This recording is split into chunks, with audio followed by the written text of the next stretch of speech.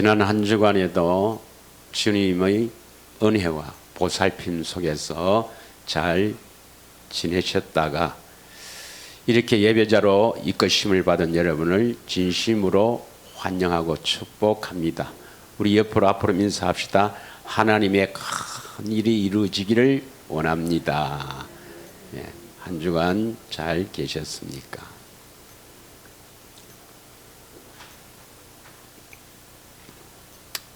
오늘은 요한복음 14장 16절에서 20절의 말씀으로 하나님의 큰일 20번째 시간으로 다른 보혜사라는 제목으로 함께 은혜를 나누고자 합니다. 이 방송으로 예배를 드리는 분, 또 방송으로 설교를 들으시는 분은 대단히 죄송하게 되었습니다.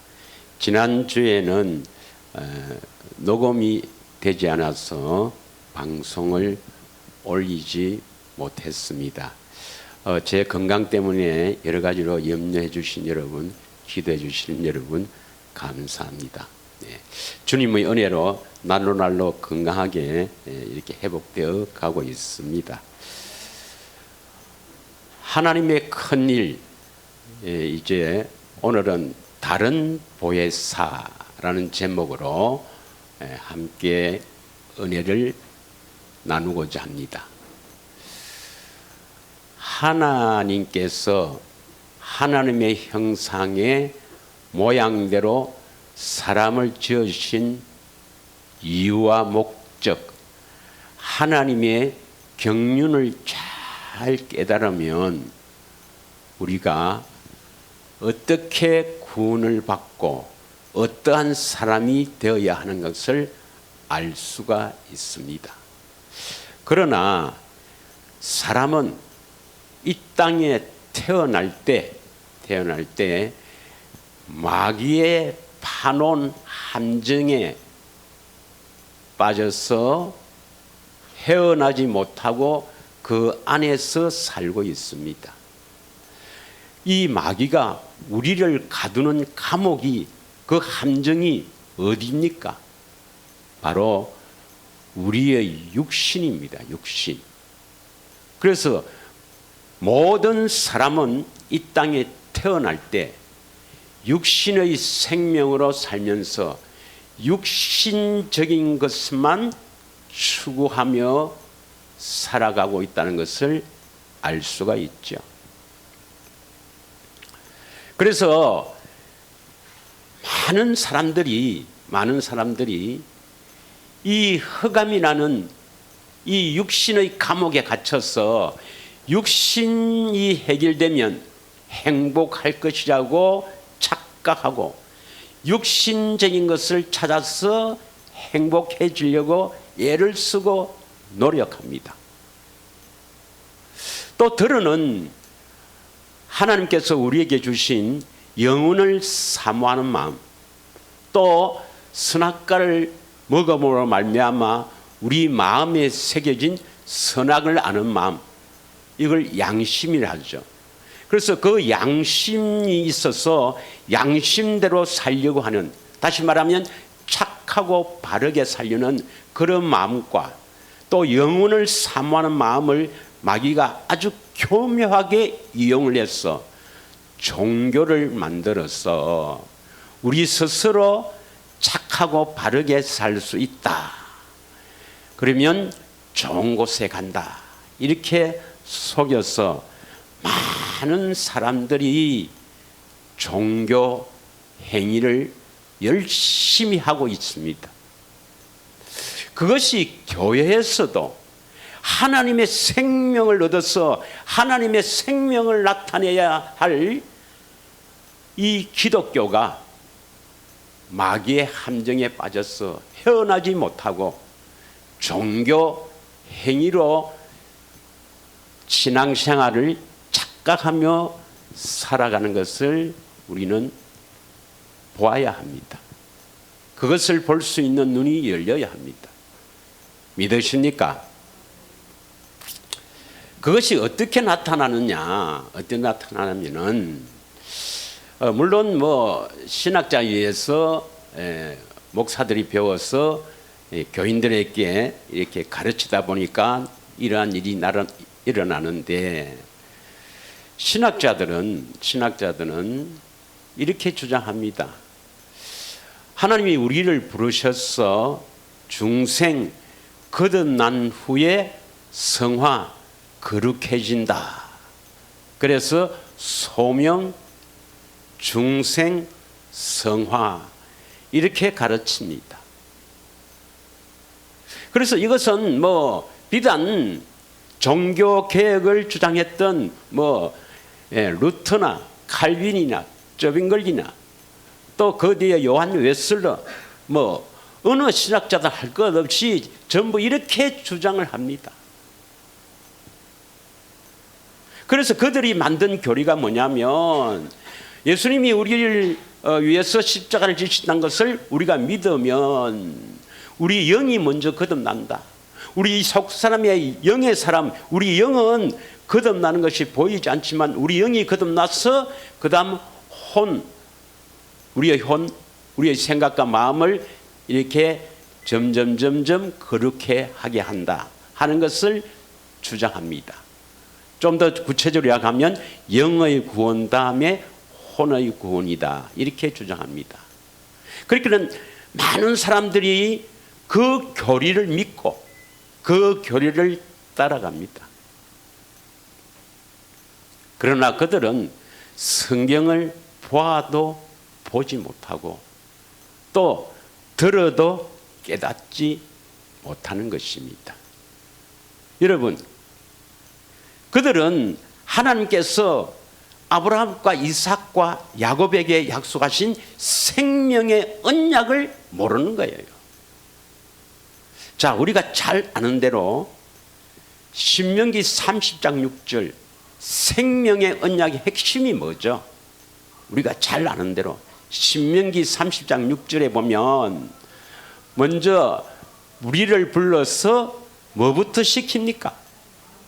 마음의 할례부터 시켜요. 마음의 할례가 뭡니까? 마음의 할례가 우리 마음에 더러운 것을 잘라낸다. 바로 할례를 받으면 거룩해지는 것이죠. 그래서 마음의 할례를 시킨다는 것은 바로 우리를 거룩하게 하신다 이 말입니다. 성령님이 오셔서 주된 일이 성령의 거룩하게 하심. 먼저 거룩해야 그 다음 단계가 뭐죠? 여호와 하나님을 마음을 다해 뜻을 다해 사랑하게 되는 거예요. 믿으십니까? 그렇게 하나님을 예수님을 마음을 다해 뜻을 다해 사랑하게 하셔서 그 다음 뭡니까? 생명을 얻게 하신다 이 말입니다. 그 생명을 얻는 것도 어떻게 얻습니까? 14절 여러분이 이것을 마음에 콕 새기고 있어야 됩니다. 그래야 여러분 속지 않습니다. 여러분 오직 그 말씀이라는 것은 뭡니까? 말씀이 있다는 것은 결국 그분이 계시다 이 말이죠. 예수님이 계시니까 말씀하는 것이죠. 그 말씀이 내게 매우 가까워 내 입에 있으며 내 마음에 있은즉 너가 이를 행할 수 있느니라. 말씀이 마음에 있다 이 말은 누가 계셔야 된단 말입니까? 예수님이 임마누엘 내 안에 계셔서 말씀하셔야 우리는 생명을 얻게 됩니다. 믿으십니까? 그래서 우리가 마음의 할례를 받아서 예수님을 마음을 다해 뜻을 다해 사랑하게 되면은 예수님이 우리 안에서 말씀하신다. 그 말씀을 듣고 우리가 거듭난다 이 말입니다. 그러면 우리가 거듭나기 위해서는 가장 먼저 선행되어야 될 것이 뭡니까? 마음의 할례. 거룩해져야 합니다. 그런데 마귀는 분명히 이 구절이 성경에 있는데도 보아도 보지 못하게 했어. 영의 구원, 십자가 지신 예수를 믿으면 영의 구원을 받고 이제 하나님 말씀에 우리가 스스로 순종해서 자꾸 이렇게 기도하고 이 말씀 보고 기도하고 순종하고 이러면 그렇게 삶을 살 수 있다. 이렇게 교리를 세워나오니까 사람의 그 완악한 마음속에는 내가 하나님의 자녀가 되어서 천국 가면 됐지 뭐 그래 애를 쓰고 기도하고 해서 거룩하게 살 필요가 있겠나 이렇게 생각합니다. 그래서 거룩해지는 방법도 알려고 하지도 않고 거룩해지려고 하지도 않고 그래서 이제 하나님의 자녀가 되어서 천국 가게 되었으니 은혜에 감사하며 하나님의 기뻐하신 일을 하자는 그 지도자의 말을 듣고 열심히 헌금하고 열심히 뭐 전도회 하고 그렇게 대부분 종교 생활을 하고 있습니다. 믿으십니까? 오늘 선포되는 다른 보혜사를 통해서 하나님께서 우리를 어떻게 구원을 시키는가 확실하게 보고 가는 귀한 시간이 되기를 축원합니다. 요한일서 2장 24절 25절을 우리 함께 한번 읽기를 원합니다. 요한일서 2장 24절 25절 두 절을 우리 함께 읽겠습니다. 시작. 너희는 처음부터 들은 것을 너희 안에 거하게 하라. 처음부터 들은 것이 너희 안에 거하면 너희가 아들과 아버지 안에 거하리라. 그가 우리에게 약속하신 것은 이것이니 곧 영원한 생명이니라. 그럼 처음부터 들은 것이 뭐겠어요? 처음부터 들은 것 25절에 나와 있죠. 바로 뭡니까? 하나님께서 우리에게 약속하신 영원한 생명. 이 영원한 생명은 누구의 생명입니까? 우리 육신의 생명입니까? 하나님의 생명입니까? 하나님의 생명. 이 하나님의 생명은 이 영원한 생명을 줄여서 성경에는 뭐라 하죠? 영생이라고 합니다. 영생. 영생이라는 뜻은 영원히 산다는 뜻도 있지만 성경에서 말하는 영생은 하나님의 생명, 영원한 생명, 영생입니다. 그래서 처음부터 들은 것이 영생이죠. 영생이 영원한 생명이 어디에 있어야 된다고? 너희 안에 거하게 하라. 우리 안에 거하도록 해라 이 말입니다. 그래서 그 영원한 생명이 우리 안에 거해야 우리가 아들과 아버지 안에 예수님과 하나님 아버지 안에 거하게 된다 이 말씀입니다. 믿으십니까? 그러면 처음에 들은 영생이 어디에서 나올까요? 창세기로 가야겠죠. 창세기. 그래서 성경에 처음으로 영생이 나오는 영생이라는 단어가 나오는 것이 창세기 3장 22절이죠. 창세기 3장 22절. 다 같이 읽겠습니다. 시작. 여호와 하나님이 이르시되 보라 이 사람이 선악을 아는 일에 우리 중 하나와 같이 되었으니 그가 그의 손을 들어 생명나무의 열매를 따먹고 영생할까 하노라 하시니라. 영생 하나님의 생명을 가져서 영원히 살까 하노라 이 말입니다. 영생 하나님의 생명으로 영원히 살까 하노라 이 말이에요. 영생이란 말이 나오죠. 그러면 영생하기 위해서는 반드시 뭘 따먹어야 됩니까? 생명나무의 열매를 따먹어야 영생이다 이 말입니다. 생명나무의 열매를 따먹어야 영생이다. 할렐루야. 오늘날 말하면 임마누엘 예수님의 말씀을 들어야 영생이다 이 말이죠. 거듭난다, 살아난다, 하나님의 생명을 가진다 이 말입니다. 믿으십니까? 그런데 에덴 동산에 각종 나무도 두고 선악을 알게 하는 나무 열매도 있고 동산 중앙에 생명나무도 뒀는데 하나님께서 원하시는 것은 무엇을 먼저 먹기를 원했습니까? 하나님의 뜻은 무엇을 먼저 먹기를 원했습니까?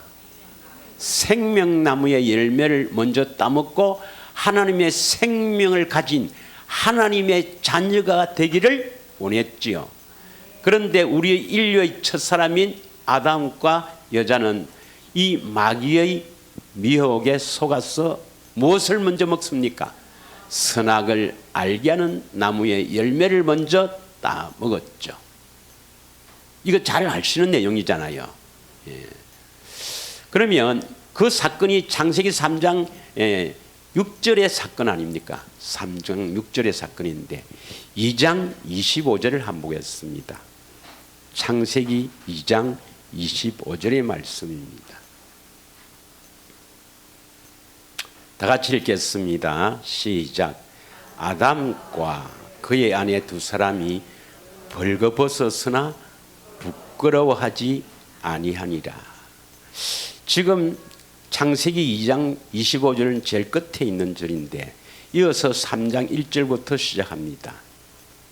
그러면 지금 다시 25절 이 상태에 두 사람이 벌거벗었으나 아담과 그의 아내 두 사람이 옷을 입지 않았으나 부끄러워하지 않았더라 할 때는 죄가 들어온 상태입니까? 아직 죄가 죄를 짓기 전입니까?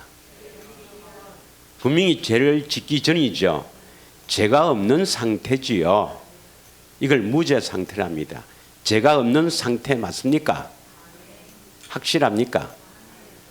그럼 여기서 두 사람이 벌거벗었으나 부끄러워하지 아니하느니라. 이 의미는 뭐냐면 옷을 입지 않아도 부끄럽지 않다. 이 의미는 죄가 짓지 않는 상태에서는 하나님과 사람 앞에 떳떳하다 이 말입니다. 부끄러움이 없다 이 말입니다. 여러분도 뭐 누구 앞에 뭐 이렇게 죄를 범하면 죄를 지으면 부끄러워요 안 부끄러워요? 예를 들어서 부부간에 남편이 뭐 설교시는 좀 그랬습니다만은 바람을 피웠다, 나쁜 짓을 했다. 그러면 아내 앞에 부끄러워요 안 부끄러워요? 부끄러워요. 부끄러워서 그 부끄러운 그 죄를 가리려고 애를 씁니다. 자, 이 옷을 입지 않은 이 상태인데 옷이 뭐냐? 성경에서 말하는 옷이 뭐냐면 이사야 64장 6절을 보겠습니다. 주보에 구절이 잘 나와 있으니까 이렇게 동그라미만 치면 돼요. 다 같이 읽겠습니다. 시작. 무릇 우리는 다 부정한 자 같았어. 우리의 의는 다 더러운 옷 같으며 우리는 다 잎사귀 같이 시들므로 우리의 죄악이 바람같이 우리를 몰고 가나이다. 성경에서는 옷을 우리의 의라고 합니다. 옷은 바로 보면 그 사람이 나타나는 겁니다. 옷을 보면은 신분, 그 사람의 신분도 알 수 있고 그 사람의 나타남을 의미하는 거예요. 가운을 입고 의사가 가운을 입으면 저분이 의사다 하는 것을 우리가 알 수 있듯이 옷은 우리의 의입니다. 우리의 의라는 것은 뭐냐면 우리가 옳다고 하는 말이나 행동을 말해요. 믿습니까? 옷이 뭐라고요? 성경에는 이 옷을 우리의 의로 나타낸다 이 말입니다. 믿습니까? 그러면 창세기 2장 25절에 죄를 짓지 않으니까 부끄러움이 있어요, 없어요? 하나님 앞과 사람 앞에 부끄러움이 없죠. 그렇죠? 그러니까 뭔가 가릴 필요가 있습니까, 없습니까? 가릴 필요가 없죠. 그러면 죄를 짓고 나서 가장 먼저 이 아담과 여자가 한 일이 뭐죠? 숨어서 무화과 옷을 해 입었죠. 믿습니까? 무화과 옷은 하나님이 해준 옷입니까? 자기들이 해 입은 옷입니까? 이걸 우리는 자기의 의라는 것입니다. 죄를 범하였으므로 하나님 앞에 죄를 범하였으므로 그 죄 지은 것이 부끄럽다는 겁니다. 부끄러워서 그걸 가리려고 하는 것이 무화과 옷입니다. 하나님께서 무화과 옷으로 해 입은 것을 기뻐하셨습니까? 벗겨버리고 가죽 옷을 입혀주셨습니까? 오늘날에도 계속 교회에서 무화과 옷으로 자꾸 입으라고 합니다. 이건 뭐냐면 옷은 우리의 의니까 우리 스스로 하나님 앞에서 그 죄를 가리기 위해서, 그 내면에 있는 자기의 죄를 가리기 위해서 옷을 해 입자. 스스로 하나님 말씀에 순종하자. 스스로 하나님을 기쁘시게 열심히 해보자 하는 종교 행위입니다. 성령께서 깨닫게 하시기를 원합니다. 그러면 창세기 2장 25절에 분명히 아담과 그의 아내는 지금 이 상태에는 부끄러워하지 않았다. 죄를 지은 상태입니까? 죄가 없는 상태입니까? 죄가 없는 상태 맞죠? 영생입니까? 아닙니까? 하나님의 생명을 얻은 하나님의 자녀가 된 겁니까? 아직 하나님 자녀가 안 된 겁니까? 아직 하나님의 자녀가 안 됐죠. 하나님 자녀는 생명나무의 열매를 따먹어야 영생. 믿으십니까? 창세기 3장 22절에 생명나무의 열매를 따먹어야 영생이다 이 말입니다. 믿으십니까? 지금 이 상태는 죄가 없는 상태지만 아직 하나님의 생명이 그 속에 들어가지 않았다. 생명나무의 열매를 따먹을까 싶어서 에덴 동산에서 쫓아내잖아요. 할렐루야. 그래서 이건 아직 하나님의 생명으로 거듭난 하나님 자녀가 아니란 말이에요. 그런데 오늘날 많은 신학자들 통해서 우리 죄를 대신해서 십자가를 지신 예수를 믿으면 우리는 죄가 없다고 인정하신다. 우리는 제사함을 받았다. 이 제사함 받은 것을 하나님의 자녀가 되었다고 착각하고 오해하는 겁니다. 아닙니다, 여러분. 비록 죄가 없다 하더라도 생명나무의 열매, 다시 말하면 임마누엘 주님의 음성을 듣지 않으면 하나님의 생명으로 태어날 수가 없습니다, 여러분. 믿으십니까? 믿기를 원합니다. 할렐루야. 그래서 하나님께서 우리 사람을 하나님의 형상의 모양대로 창조하신 이유와 목적이 어디에 있는가? 하나님의 생명, 이 영원한 생명, 영생은 어디 안에 있어요? 요한일서 5장 11절 12절을 읽겠습니다. 꼭 기억하십시오. 예, 이걸 여러분 생명같이 생각해야 됩니다. 생명보다 더 귀하게 여겨야 합니다. 다 같이 읽겠습니다. 시작. 또 증거는 이것이니 하나님이 우리에게 영생을 주신 것과 이 생명이 그의 아들 안에 있는 것이다. 그래서 영생이 이 생명을 했거든요. 이 영생이 뭡니까? 영원한 생명, 하나님의 생명, 이 영생, 이것이 바로 성경에서 말하는 생명입니다. 이 육신의 생명이 아니라 하나님의 생명, 영원한 생명, 영생 어디에 있다고요? 그의 아들이 누구죠? 예수 그리스도. 그리스도 안에 있습니다. 그러면 하나님의 생명과 그리스도를 분리할 수가 있나요, 없나요? 하나님, 나는 그리스도 말고요, 하나님의 생명만 주세요라는 것이 있을 수가 없습니다. 그리스도와 하나님의 생명은 분리시킬 수가 없어요. 그래서 우리가 하나님의 생명을 얻으려면 반드시 그리스도가 와셔야 된다 이 말입니다. 그래서 그리스도 안에 들어가야 그 생명을 얻을 수 있다는 의미도 있고, 그리스도가 하나님의 생명을 가지니까 우리의 구원자라는 의미도 있습니다. 그래서 예수님은 왜 우리의 구원자인가?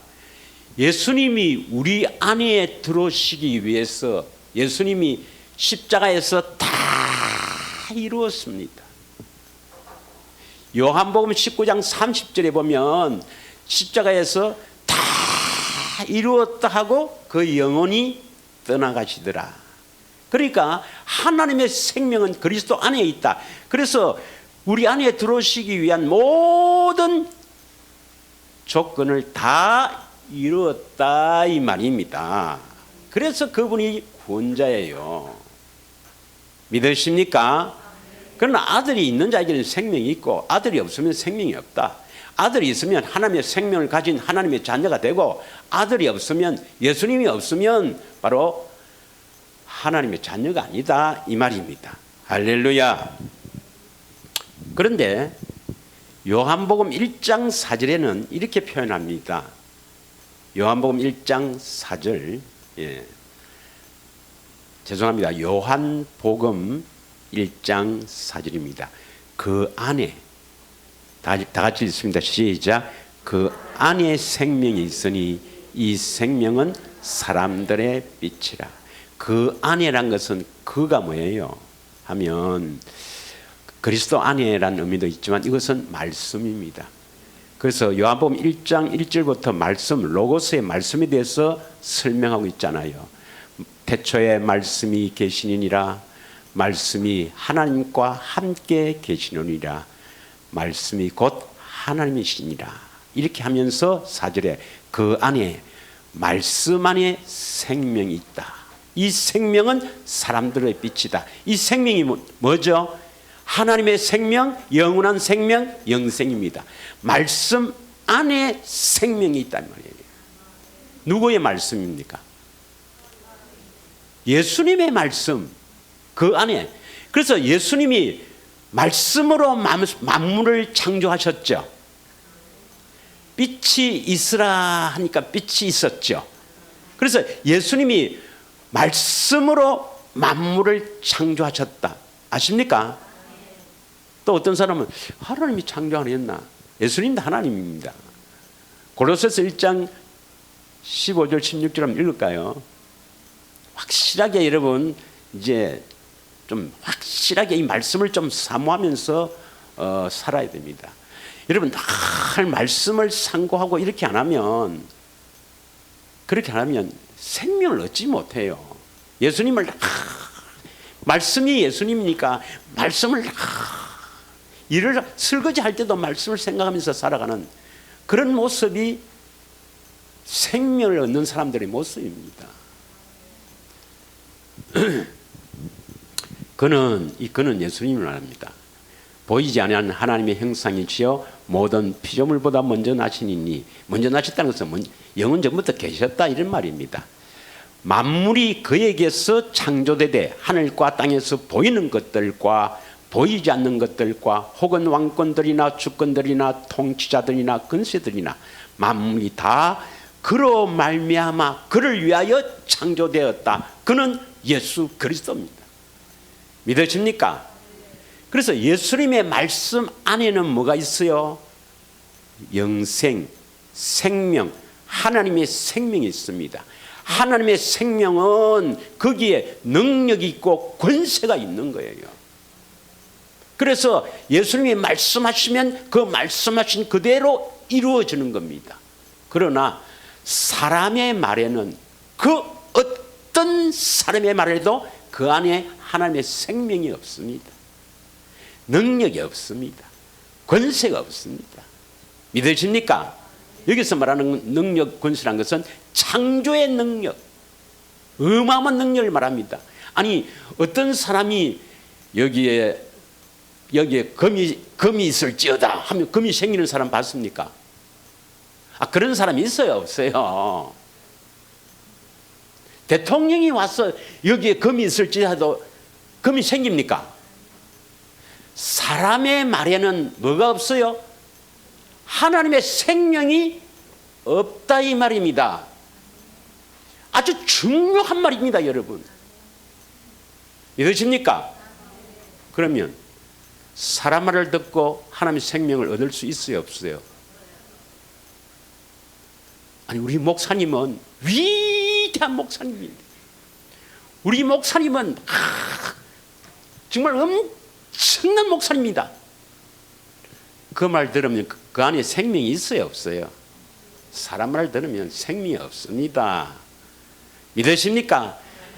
이 세상에 그 어떤 사람의 말에도 그 안에는 하나님의 생명이 없다니까요. 오직 예수님 안에만 하나님의 생명이 있단 말이죠.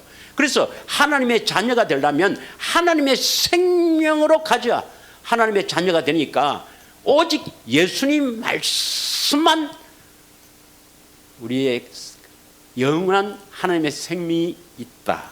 그래서 그 말씀을 들어야 우리가 거듭난다 이 말입니다. 할렐루야. 우리가 열심히 우리 스스로만 착하고 바르게 살 수도 없지만 착하고 바르게 살려고 열심히 하는 말씀에 순종하려면 그 안에 생명이 있죠. 생명은 그리스도 안에 있다, 말씀 안에 있다 꼭 기억하십시오. 하면 없습니다 해야죠. 예. 열심히 노력하고 애를 쓰면 그 안에 생명이 있죠. 우리의 행위에 생명이 있죠. 그러니까 열심히 해봐야 그건 다 헛일입니다. 믿으십니까? 하나님의 생명은 그리스도 안에만 있습니다. 말씀 안에만 있습니다. 예수님이 우리 안에 오셔서 말씀하지 않으면 우리 안에서 거듭나는 사람, 속 사람이 거듭나는 이런 일이 안 일어난다 이 말이에요. 믿으십니까? 그럼 우리가 죄가 없다면, 만약에 우리 죄를 대속하신 예수님을 믿어서 우리가 죄가 없다, 죄가 없으면 우리 생명을 얻습니까, 못 얻습니까? 하나님 생명을 죄가 없다면 하나님의 생명으로 태어난 자녀 맞습니까? 아닐까요? 아닙니다, 여러분. 말씀하셔야 된다니까요. 말씀 안에 생명이 있다니까요. 내가 죄가 없다 하더라도 생명은 없다니까요. 믿으십니까? 그러면 십자가 지신 예수를 믿어서 내가 정말 죄가 없다고 인정한다 하더라도, 그렇게 인정 안 하지만 인정한다 하더라도 나는 하나님의 자녀가 아니다 이 말이에요. 이해가 갑니까? 이해가 좀 가면 좋겠습니다. 그래야 빨리 진도가 나갑니다. 자, 그래서 우리는 예수님이 반드시 우리 안에 오셔서 말씀하심으로 말미암아 하나님의 생명을 가진 하나님의 자녀로 태어날 수가 있다. 깊이 명심하시길 바랍니다. 우리의 행위로나 사람의 말을 듣고 아무리 순종해도 절대로 생명을 얻지 못한다. 오직 예수님이 우리 안에 오셔서 말씀하심으로 말미암아 그 말씀 안에 생명이 있으니까 그 생명을 자꾸 먹어야 탄생한다, 거듭난다. 할렐루야. 그러면 오늘 우리가 다른 보혜사에 대해서 함께 은혜를 나누고 싶어 합니다. 다시 읽겠습니다. 요한복음 14장 16절입니다. 16절.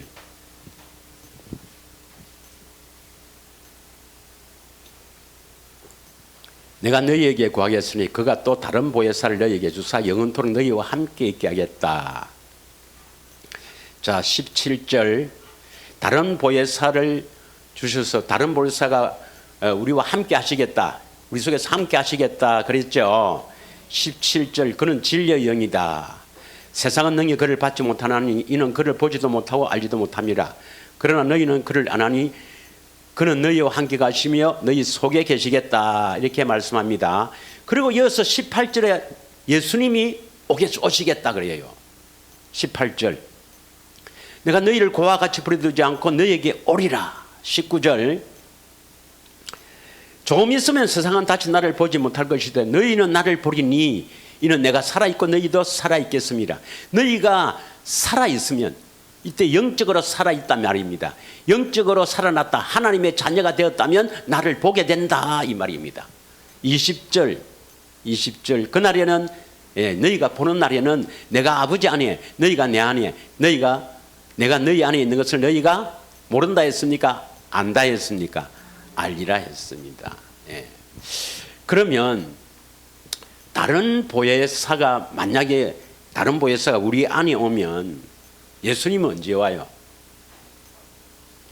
다른 보혜사가 오면 예수님은 한참 있다가 옵니까? 뭐 같이 옵니까? 다른 보혜사 안에 예수님이 함께 온다 이 말입니다. 그럼 하나님 아버지는 예수님 안에 누가 있어요? 하나님의 생명. 하나님의 생명이 있다는 것은 바로 하나님이 있다와 같습니다. 우리가 생명같이 여긴다 이 것은 나는 뭐 저것을 생명같이 여긴다 이 말이 바로 나와 같이 여긴다 이 말이에요. 그래서 하나님의 생명을 가졌다, 하나님이 계신다 이렇게 생각하면 됩니다. 믿으십니까? 그러면 다른 보혜사가 원래 성령 아닙니까? 성령님이 우리 안에 오시면 성령님만 옵니까? 예수님도 함께 옵니까? 그럼 예수님 안에 반드시 뭐가 있어요? 하나님의 생명이 있으니까 삼위 하나님이 다 같이 온다 이 말이죠.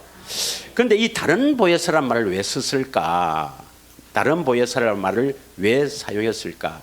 이것을 참으로 설명하기가 삼위 하나님의 설명하기가 참 우리 인간의 이성의 한계가 있기 때문에 어렵습니다. 삼위일체를 우리 인간의 이성으로는 설명하고 할 수가 없어요. 그래서 제가 이제 좀 생각하다가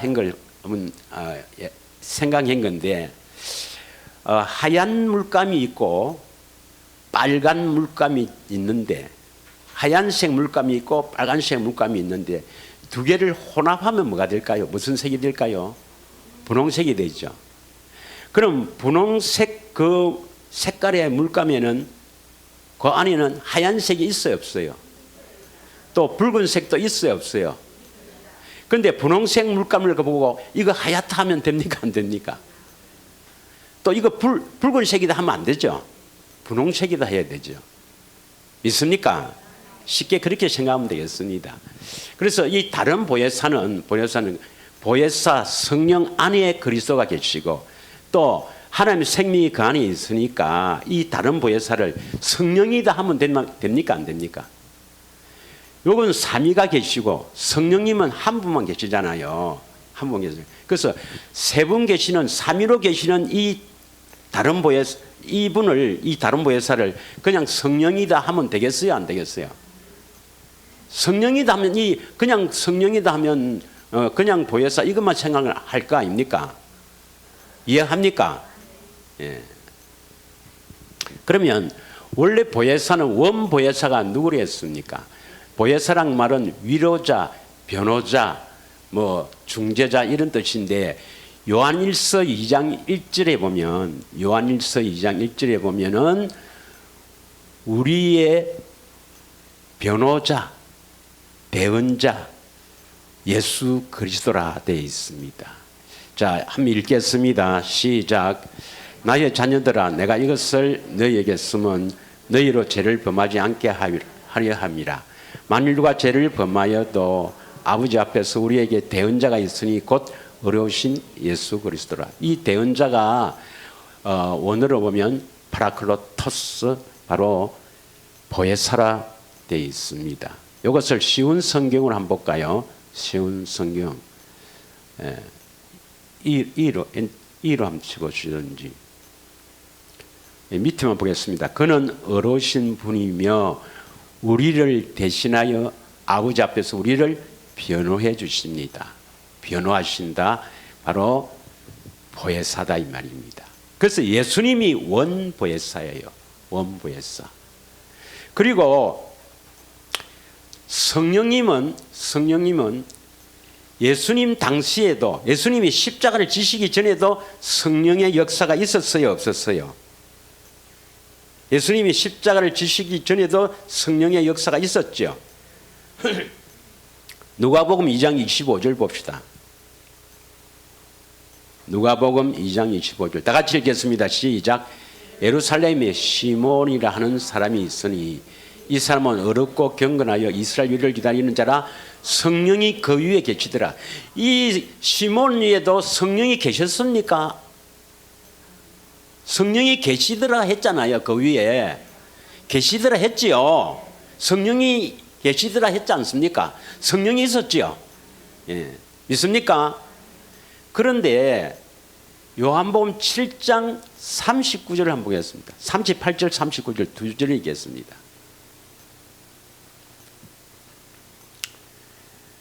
나를 믿는 자는 성령에 이른 것 같이 그 배에서 생수가 이 강이 흘러나오리라 하시니 39절 시작. 이는 그를 믿는 자들이 받을 성령을 가르쳐 말씀하신 것이라.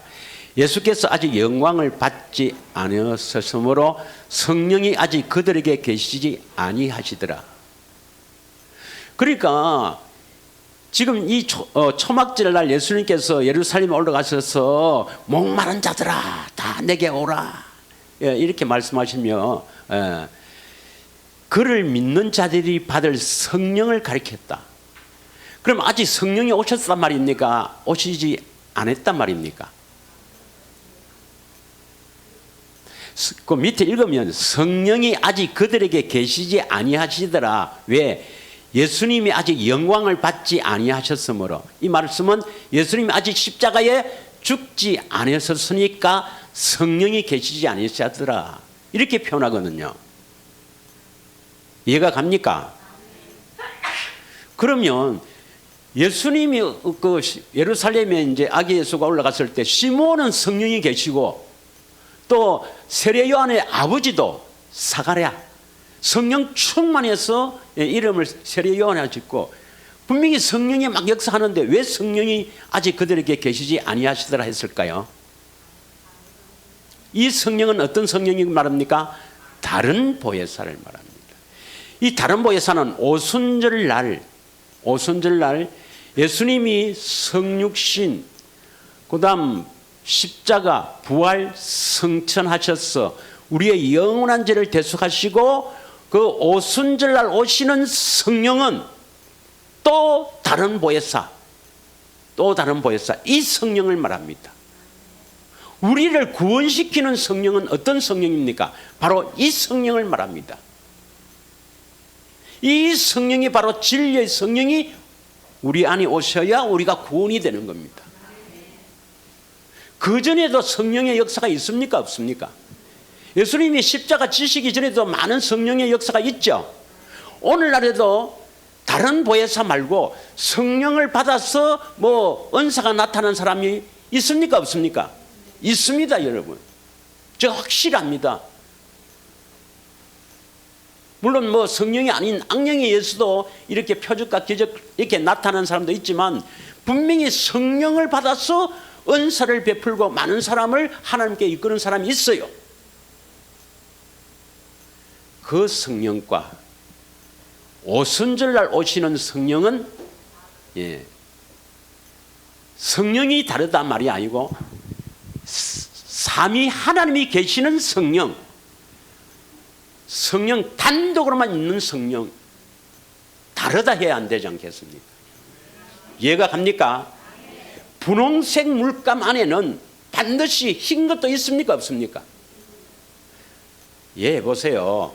흰색과 빨간색을 섞어서 분홍색을 만들었다 아닙니까? 분홍색 물감 안에 흰색이 있어요, 없어요? 빨간색도 있어요, 없어요? 이걸 분홍색을 흰색이라 하면 되겠습니까? 그럼 붉은색이라 하면 되겠습니까? 그냥 분홍색이라 해야 되잖아요. 두색이 혼합되어 있으니까. 믿으십니까? 그래서 오순절날 오신 성령 안에는 반드시 예수님이 영으로 계신단 말이에요. 예수님이 영으로 계시는 성령은 또 다른 보혜사 진리의 성령이랍니다. 믿으십니까? 자, 요한복음 14장 26절에는 그냥 보혜사라고도 합니다. 그냥 보혜사라고도. 14장 26절에 보혜사 곧 아버지께서 내 이름으로 보내실 성령, 그가 너에게 모든 것을 가르치고 너에게 말한 모든 것을 생각나게 하신다. 이때 말하는 이 보혜사 성령은 예수님이 계시는 보혜사일까요? 예수님이 안 계시는 성령일까요? 예수님이 계시는 성령입니다.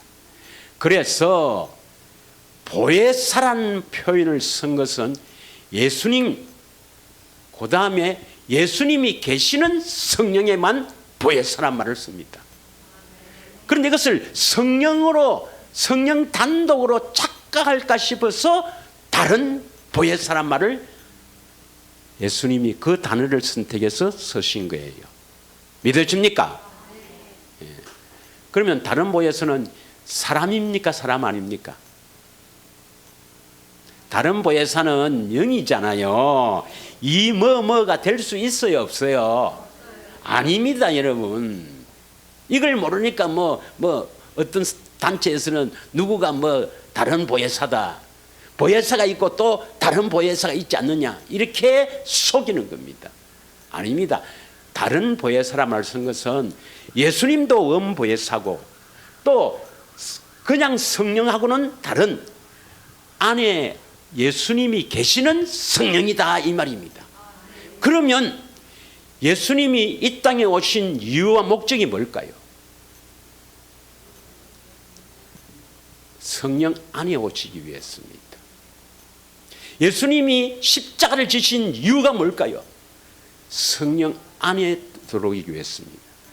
다른 보혜사로, 다른 보혜사로 우리 안에 오시기 위해서입니다. 예수님이 성천하신 이유도 뭐겠습니까? 다른 보혜사로 우리 안에 오시기 위해서입니다.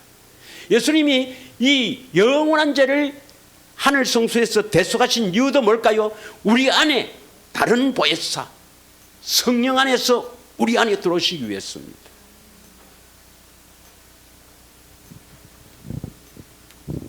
이걸 깨닫는데 나는 1년이 걸리면서 기도를 눈물로 하고 했는데도, 그러니까 이게 이제 뭐냐면 죽도록 고생해서 얻어야 귀한 줄 아는 거예요. 죽도록 고생해서 얻어야 귀한 줄 알지 그냥 선포하면 몰라요. 여러분도 이걸 깨닫기 위해서 눈물을 흘리고 성령께 기도해서 해야 귀한 줄 아는 거예요. 귀한 줄 알아요. 예수님이 우리 안에 오셔야 우리가 하나님의 자녀 구원이 됩니다.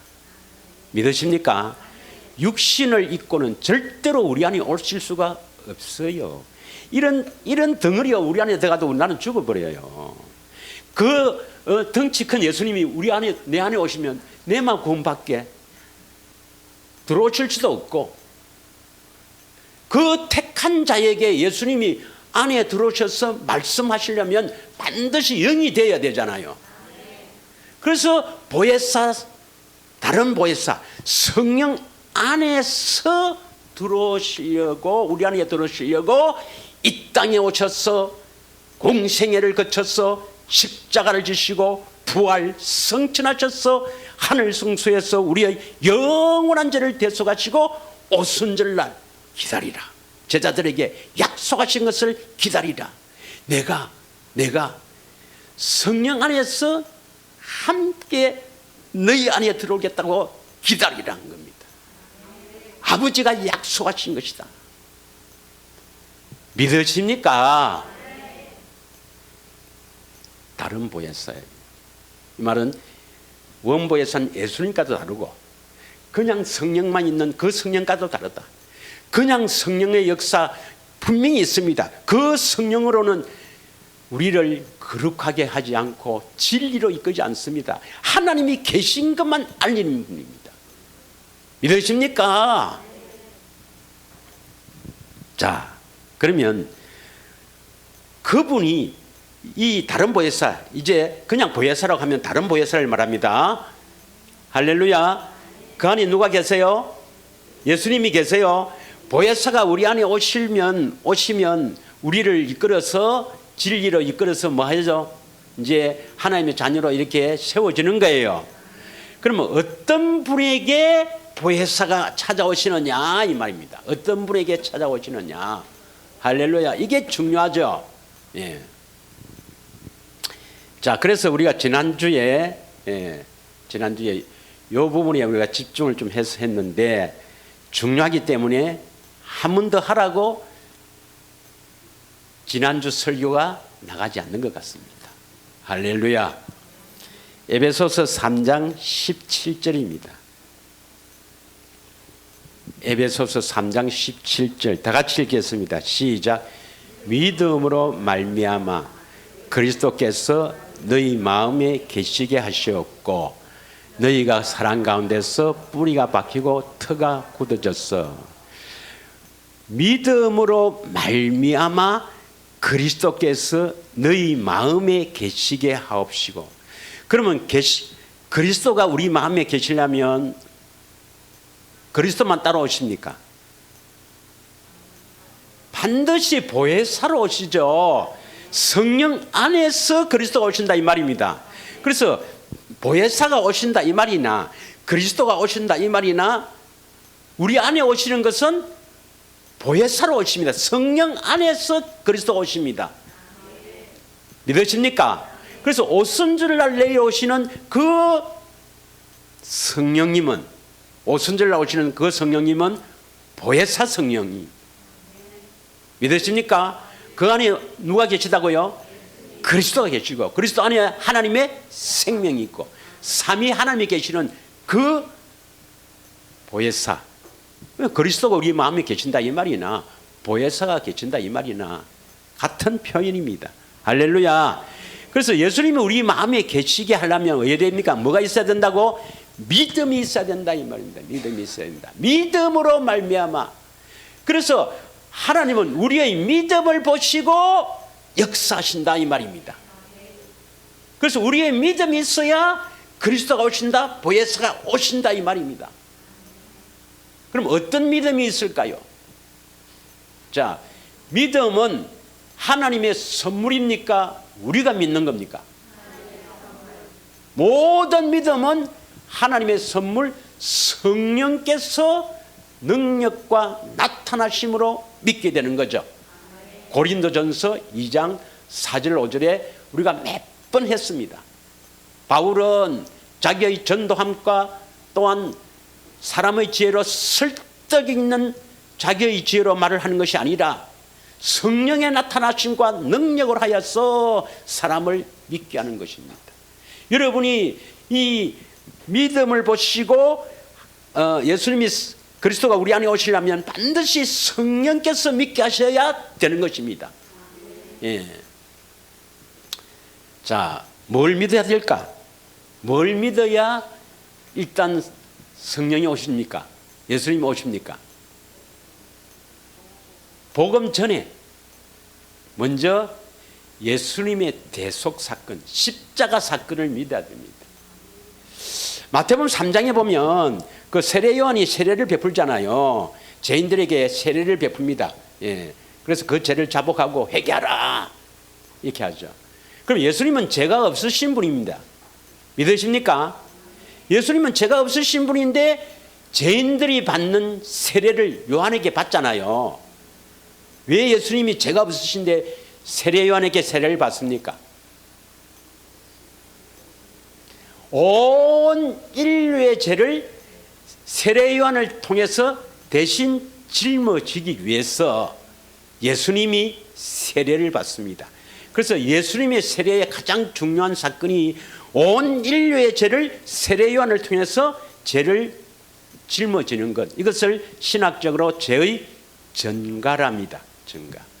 그때 온 인류, 저와 여러분의 모든 죄 다 예수님께 넘어갔습니다. 이걸 믿어야 돼요. 믿습니까? 예수님의 이 대속 사건은 온 인류, 저와 여러분의 과거 지은 죄, 현재 짓고 있는 죄, 앞으로 미래에 지을 죄, 심지어는 참 악한 사람 히틀러도 과거의 죄, 현재 죄, 미래 죄, 히틀러가 지은 모든 죄도, 온 인류의 죄도 저 사람은 안 되겠지, 그거 없습니다. 온 인류의 죄도 다 예수님께 전가되었습니다. 그래서 세례 요한이 세례를 받고 그 이튿날 예수님이 요단강가에 나오는 걸 보고 세례 요한이 뭐라 하죠? 요한복음 1장 29절에 보라, 세상 죄를 지고 가는 하나님의 어린 양이로다. 언제 세상 죄를 지었습니까? 세례 요한이 세례를 줄 때. 그래서 마태복음 11장 11절에 보면은 여자가 낳은 자 중에서 세례 요한이 가장 크다고 했죠. 그 말이 뭡니까? 이 세례 요한이 온 인류 죄인의 대표란 말입니다. 대표. 그때 여러분의 죄가, 태어나지 않았지만 그때 여러분의 죄가 확실하게 넘어간 것을 성령으로 믿어져야 합니다. 그래서 예수님이 그 온 인류의 죄를 짊어지고 이렇게 십자가에서 매달려 죽었습니다. 내 대신 죽은 거예요. 여러분이 십자가에서 죽어야 할 이 마땅한 죄, 그 죄를 대신해서 십자가에서 죽었습니다. 믿어집니까? 이게 성령으로 믿어주면 여러분은 이제 죄가 있어요, 없어요? 분명히 하세요. 이제 여러분 죄 있어요, 없어요? 매일 짓는데 죄 있어요, 없어요? 이것을 확실하게 성령으로 믿는 자는 죄가 없다고 인정합니다. 왜 죄를 없다 할까요? 그래야 들어올 수 있으니까. 그렇지 않으면, 예수님이 대속하지 않으면 예수님은 우리 안에 들어오실 수가 없습니다. 그러면 이 세상에 아무리 택해놔도 한 사람도 구원받을 수가 없다 이 말입니다. 예수님이 지고 싶겠습니까? 어디에? 우리가 성경에 보면 이 잔을 피할 수 있으면 피했으면 좋겠다고 하지 않습니까? 왜 예수님이 그 모진 고통을 받겠습니까? 우리 안에 들어오시려면 우리의 죄가 있으면 안 되거든요. 거룩한 분이 어떻게 이 죄 많은 곳에 들어옵니까? 이 더러운 곳에 올 수 있습니까? 그래서 죄 없다고 인정해 주시기 위해서 대속하신 것입니다. 그러면 교회 다니든 안 다니든 예수를 믿든 안 믿든 누구든 죄 없으면 다 천국 가요, 안 가요?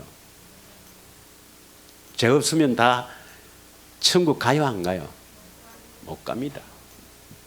그래서 아까 창세기 2장 25절에 벌거벗었으나 부끄러워하지 아니하더라. 죄가 없는 상태라도 생명나무의 열매를 따먹지 않고는 영생이 안 된다. 하나님의 자녀가 안 된다인 거예요.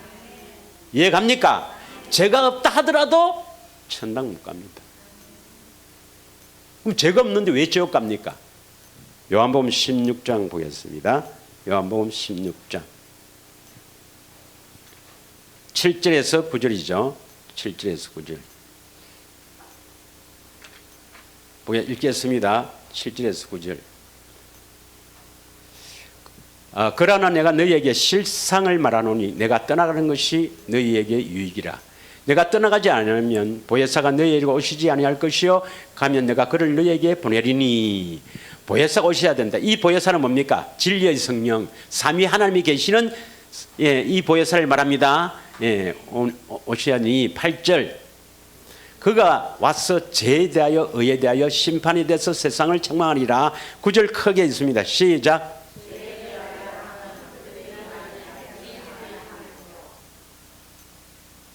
보혜사가 오셔서 믿게 해야 죄가 없다고 인정을 받는 겁니다.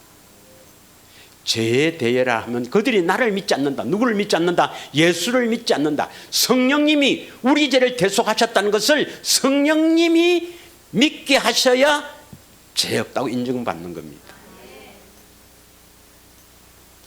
그래도 계속 죄를 지어야 안 지어요? 불법으로 활동하고 있으니까 죄를 짓지요. 하나님이 그 죄를 기억하실까요? 안 하실까요? 하나님이 그 죄를 기억할까요? 안 할까요? 하나님은 다 아실까요? 모를까요? 여러분의 생각과 마음을 다 아십니다.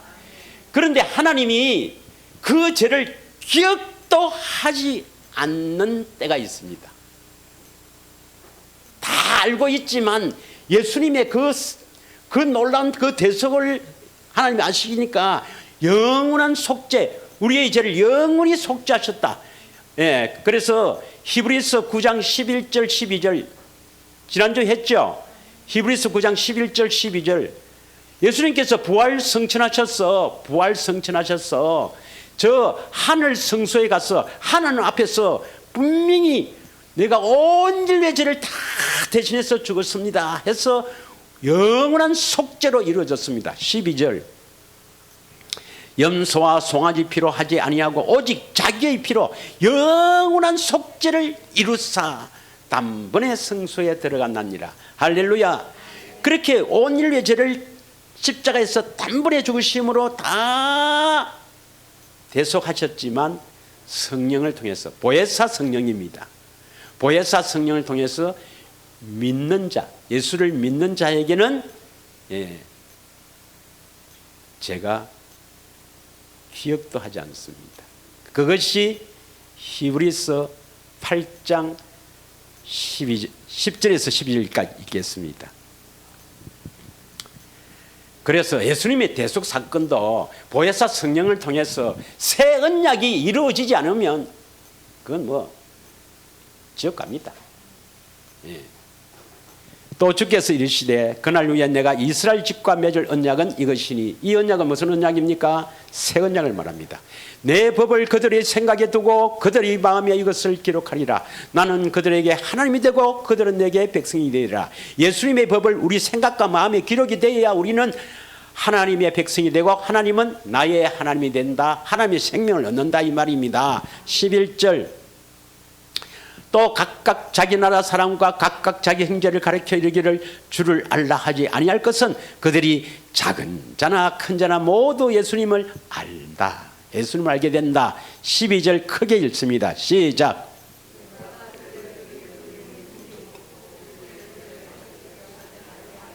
이제 죄를 기억하지 않습니다. 여러분이 보혜사 통해서 보혜사가 오셔서 여러분을 거룩하게 해서 새 언약이 이루어지지 않으면 예수님이 대속하셔도 믿지 않으니까 하나님은 다 기억하시고 심판하십니다.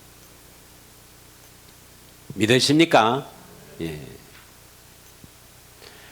새 언약이 이루어지지 않으면 다시 말하면 보혜사가 우리 안에 오셔서 나타나지 않으면 우리는 절망입니다. 다시 말하면 보혜사가 오셔서 그리스도가 우리에게 말씀하심으로 말미암아 하나님의 생명으로 거듭나지 않으면 우리는 절망이죠. 절망. 어찌 됩니까? 어떻게 될까요? 그렇게 되지 않으면 심판받아서 뭡니까? 마가복음 9장, 마가복음 9장 한번 봅시다. 47절에서 49절 한번 읽겠습니다. 우리의 속사람이요, 예수님이 우리 안에 오셔서 말씀하지 않으면 우리는 어떻게 되어버리는가? 만일 내 눈이 너를 범죄하거든 빼어버리라. 한 눈으로 하나님 나라에 들어가는 것이 두 눈을 가지고 지옥에 던지는 것보다 나으리라. 48절 거기에는 구덩이는 죽지 않고 불도 꺼지지 않으니. 거기가 어딥니까? 47절에 말한 지옥입니다. 지옥. 거기는 구덩이도 죽지 않고 불도 꺼지지 아니하나니. 49절입니다. 사람마다 불로서 소금 치듯함을 받으리라. 여러분 장작불에 소금을 한번 던져보세요. 어떤 소리가 나는가? 장작불에 소금을 한번 던져보라니까 어떤 소리가 나는가? 그게 여러분 지옥불에서 타는 소리입니다. 여러분 몸이 타는 소리예요. 이제 그러니까 한 1년만 타고 나서는 이제 그 다음부터는 이제 잘 편안하게 해주시죠. 그럼 10년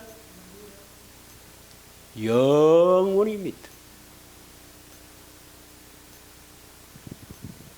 자, 그러면 예수님의 십자가의 대속 사건만 믿으면 보혜사가 오실까요? 그 믿음으로 오십니까? 아닙니다. 그 믿음 갖고 아무리 성령을 구하고 오세요 해도 안 됩니다. 첫 번째 조건은 예수님의 대속 사건. 온 인류의 죄, 내 죄, 특히 나의 죄, 내 모든 죄를 예수님이 십자가에 지셨다는 것을 성령으로 믿어지고, 그 다음 두 번째, 뭘 믿어야 합니까? 뭘 믿어야 됩니까?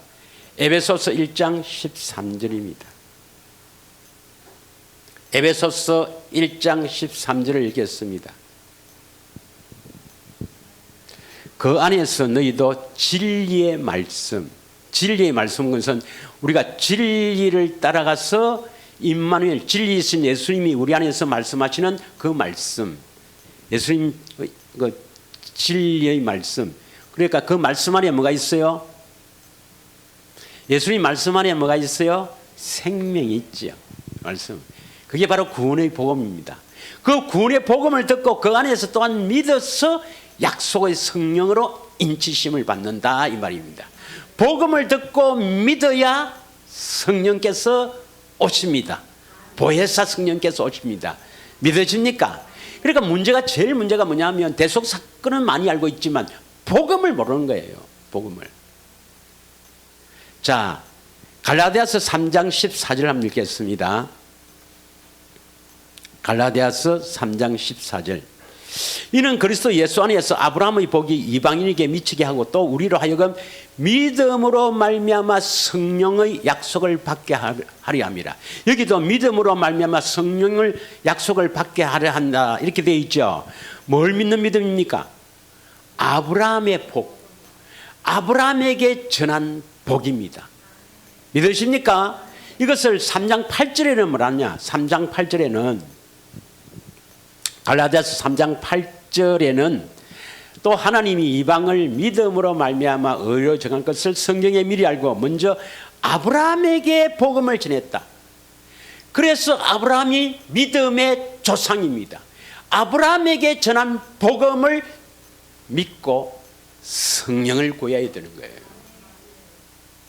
그래서 아브라함에게 전한 복음, 믿음의 조상 아브라함에게 전한 복음을 우리가 듣고 믿어서 성령을 구해야 됩니다.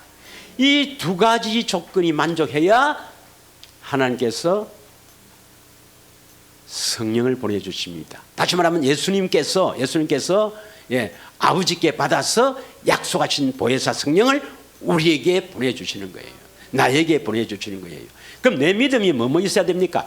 대속과 복음 두 가지를 믿어야 됩니다.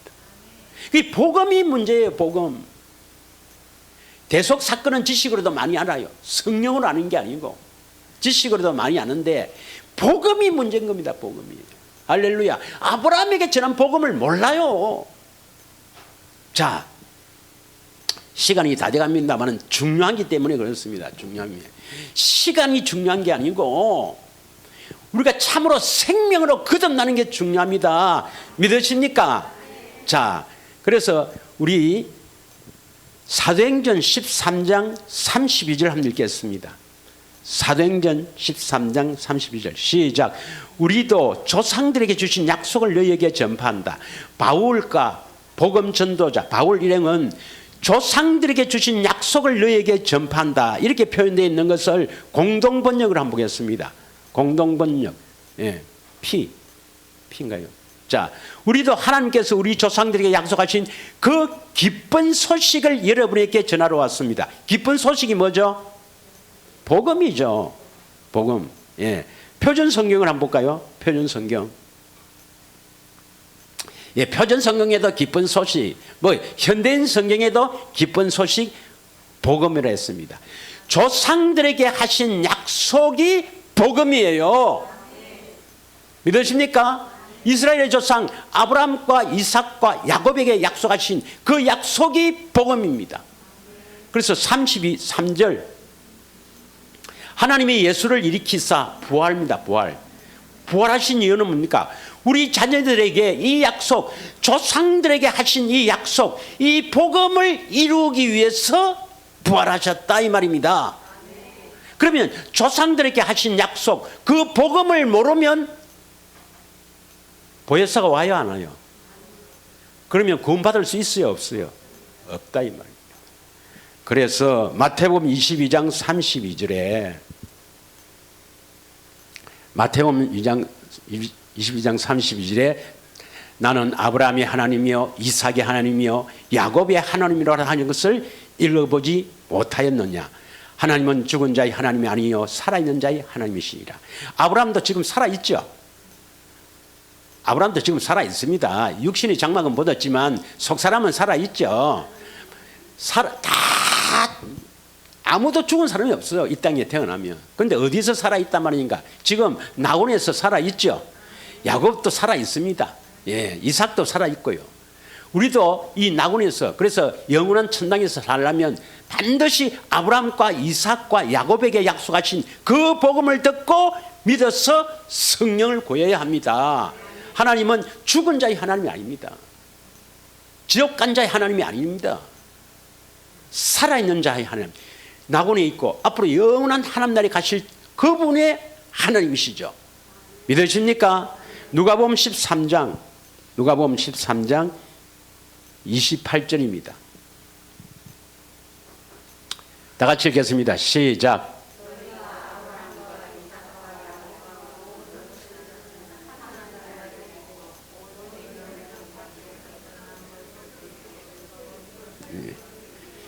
아브라함과 이삭과 야곱과 모든 선지자들에게 약속하신 그 약속을 여러분이 굳게 믿고 있기를 축원합니다. 사실은 우리가 지금은 임마누엘 주님이 우리 안에 계셔서 이제 그 주님이 어떻게 해서 나타나는가 여기에 집중할 시기인데, 그리하려면 일단 보혜사가 오셔야 해요. 믿으십니까? 보혜사가 우리에게 오셔서 그분이 우리에게 어떻게 나타내시는가, 그것이 사실은 더 중요합니다. 그거에 집중해야 되는데 아직도 오시지 않는 분이 있다는 겁니다.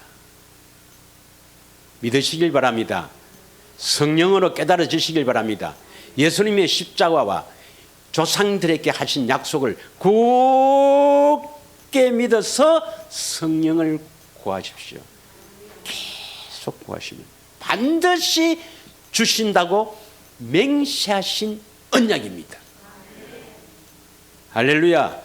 그래야 이제 그분을 안에 오시면 이제 어떻게 나타나느냐, 그 삶을 우리가 깨달아서 그분이 나타나야 구원을 받습니다. 할렐루야. 그래서 다음 시간에는 그 조상들에게 하신 약속을 한 번 더 하고 이제 우리 안에서 어떻게 나타나느냐 여기에 집중하고자 합니다. 이 시간에 눈을 감고 우리 한번 곰곰이 우리에게 참으로 대소하시고 복음을 듣고 믿게 하신 은혜. 많은 사람들이 아브라함과 이삭과 야곱에게 약속하신 것, 다시 말하면 특별히 중요한 것이 신명기 30장 6절, 신명기 29장 30장에 기록되어 있는 생명의 언약, 이 언약을 잘 모른다는 겁니다.